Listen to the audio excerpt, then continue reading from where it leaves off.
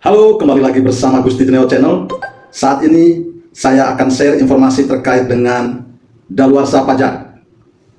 Daluarsa dalam perpajakan adalah batas waktu di mana hak negara untuk menetapkan, menagih, dan mengembalikan kelebihan pembayaran pajak sudah berakhir karena lewat waktu tertentu sebagaimana ditentukan dalam undang-undang.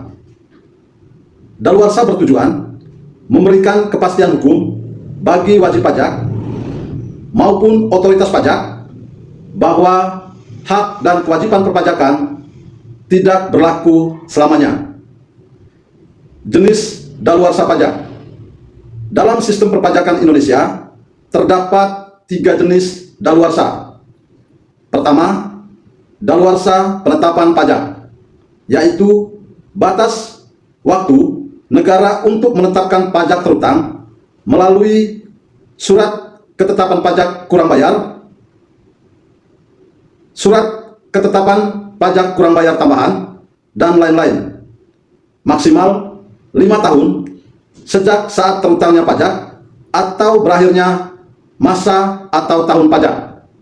Dasar hukum pasal 13 ayat 1 dan ayat 4 Undang-Undang KUP. Pengecualian, jika wajib pajak melakukan tindak pidana di bidang perpajakan, jangka waktu bisa diperpanjang menjadi 10 tahun. Pasal 13A Undang-Undang KUP. Yang kedua, daluarsa penagihan pajak. Maksimal 5 tahun sejak saat terutangnya pajak atau saat jatuh tempo pembayaran. Dasar hukum pasal 22 ayat 1 Undang-Undang KUP. Daluarsa penagihan dapat diperpanjang jika ada surat teguran atau penagihan aktif atau bisa juga penyitaan atau lelang. Ada pengakuan utang dari wajib pajak, baik tertulis maupun secara lisan. Sedang dalam proses pidana pajak, dilakukan penundaan pembayaran atau angsuran. Maka waktu daluarsa bisa diperpanjang 5 tahun lagi sejak peristiwa tersebut.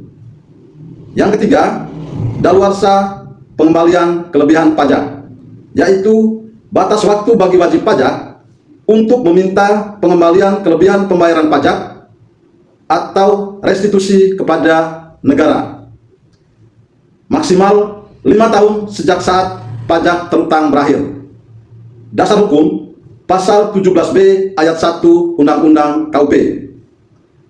Tujuan diberlakukannya daluarsa memberikan kepastian hukum kepada wajib pajak dan Direktorat Jenderal Pajak, mendorong Direktorat Jenderal Pajak untuk lebih cepat dan akurat dalam menetapkan dan menagih pajak, mencegah negara melakukan penagihan tanpa batas waktu yang bisa merugikan wajib pajak, menghindari sengketa pajak yang berkepanjangan. Akibat hukum, jika sudah daluarsa, negara tidak boleh lagi menetapkan atau menagih pajak yang sudah daluarsa.